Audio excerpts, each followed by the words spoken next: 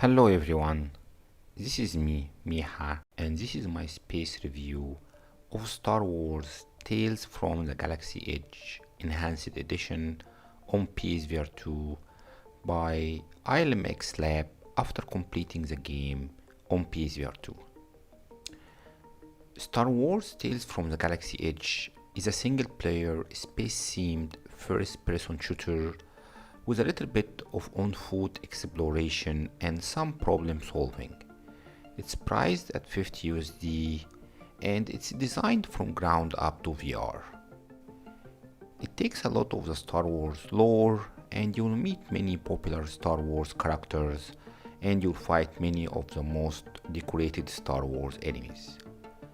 You'll be solving some interesting puzzles and you will travel to many locations and you'll have a very interesting story in front of you. So, is Star Wars Tales of the Galaxy Edge worth its heavy price tag? Let's deep dive and hopefully you will be able to make your decision after this detailed review. So, welcome to the show!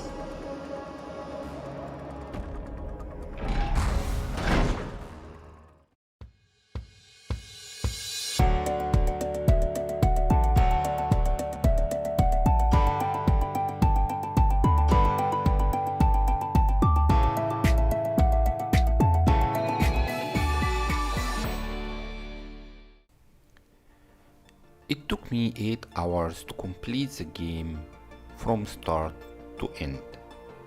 So what is the Star Wars Tales from the Galaxy Edge gameplay about? You are a droid mechanic who starts his journey fixing an old ship and working for Modo. Your job is focusing on repairing the ship using a cool multi-tool that have 3 modes. You'll be using these tools through the most of the game and I liked it, it's very interesting. Your ship will get attacked by the pirates and you'll need to use your pistol to defend it. This acts as a tutorial for the game and to introduce you to the different game mechanics, and it's a very interesting introduction. During the game, you'll be shooting your way around with different kind of weapons. There are many kind of weapons, I think maybe around 15 that I found. Some are very non-traditional weapons and every single one of the weapons feel and shoot different. You'll be solving puzzles, you'll be scanning objects and collecting items for credits or rewards or missions. Most of the time you will be listening to your holographic communications, and any credits that you will collect you will be able to use later to upgrade your gloves or purchase equipment to support you in the next missions. You will also be collecting alien ingredients that later you will need to provide to Slag, the bartender in the cantina, who you will use these ingredients to prepare a special drink that will allow you to unlock the first tale of the galaxy. You will also collect many cool looking droids that can also be sold back to Modo at his workshop for credits. You'll be able to find them in his collection at any time and they look so cool and colorful. I enjoyed collecting them through the game. There are 4 tales and every tale is different. In one of them you'll be using the lightsaber and the force to fight your way around. In another you'll be a deadly assassin droid, and I have to say I enjoy these tales very much. They provide some refreshing experience. Throwing away the lightsaber to cut through enemies and getting it back to your hand was just wonderful. The feeling of the lightsaber and its weight in your hand with the haptics and the headset vibration in general was amazing. Shooting your big weapon as a killer droid was one of the most fun experiences I had in PSVR2. Putting the tales aside, and in the main game you'll be traveling to many locations which you will choose based on which mission you want to start. You can teleport from the main screen at any time to any of these locations. The game have many customization options on how to move around and how to attach items or weapons to your inventory or to your build, but it may take you a while to get used to the inventory and movement system, especially if you're playing sitting as me and you'll find yourself hitting your plate chair or your body sometimes when you are trying to snap weapons to your body or getting your multi-tools out. For movement, you'll also have different options between snap and smooth turning, but even with the many settings in the settings screen, movement can feel a little bit rough in the start because you can only use one of the sticks to turn and other to move, and this can be a bit frustrating, especially if you took your multi-tool out and found that you are like 1 centimeter far from the object you want to use your multi-tool on. I usually never use teleportation in VR, and I believe teleportation break immersion, but this game was clearly designed with teleportation in mind, especially as it was originally designed for Quest. Teleporting cannot be turned off, and this made me do sometimes unplanned teleportation between enemies when I was trying to take cover or move back. But after an hour or so in the game, I got used to all of the game systems and it didn't really bother me this much anymore. Combat is good and engaging. As I mentioned, with variety of weapons, enemies, you use hand grenades, there are cool droids that fight against you, and there are many types of droids that also fights with you. These are many droids and you can summon them to fight with you, but they are limited to only at 3 at a time, and unfortunately when the battle starts they always die very quick, but it's a good add-on anyway. There is a jetpack that can help you to do some tricks in combat, especially in open areas, and it can be upgraded, and I really think having it was a cool touch from the developer. There are many missions, and on your hand there is a gadget with 3 buttons that you can physically click to get the direction to your objective anytime when you got lost, or answer holographic communications through the whole game, or scan different options. Scanning is really important because sometimes you cannot move forward with the mission unless you scan a specific object, so get used to scan everything that you see.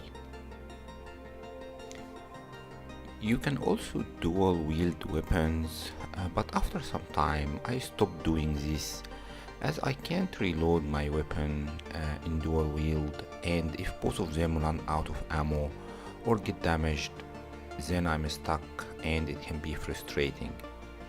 So most of the time in the start of the game, the first half of the game, I usually stick to only one weapon and keep my other hand free to be able to reload it and collect items.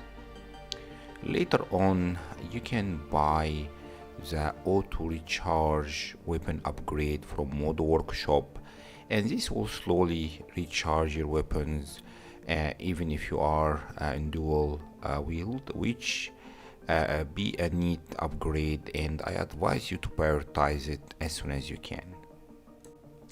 There are also some interesting gimmicks, especially in the end, which have the aiming space game that I really spent a lot of credit on. It's so fun and addictive. Exploring and fighting in the actual game is limited to specific areas. You will be teleporting to different locations on the planet Batuu, which right now is a free planet when the story starts out of the Empire Authority. And on-site the planet you'll travel to the cantina where Sizislak is, or Modo Workshop, and any different kind of missions that you completed before or you plan to work on in the future.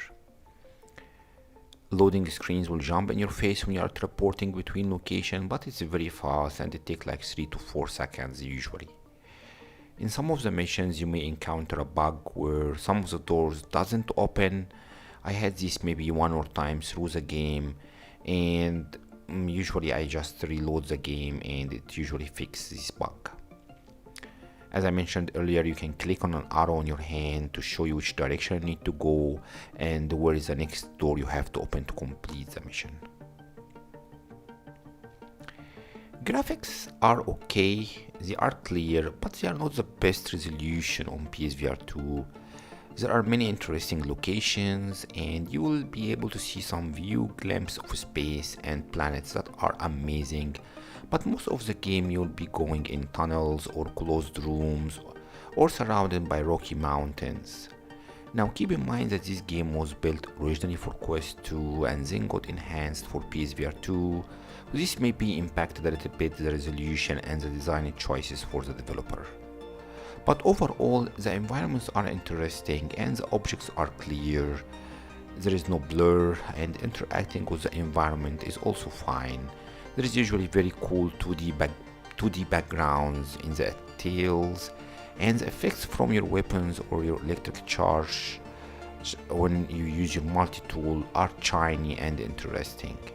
The colors are also vibrant, and overall I enjoyed the graphics of Tales of the Galaxy Edge.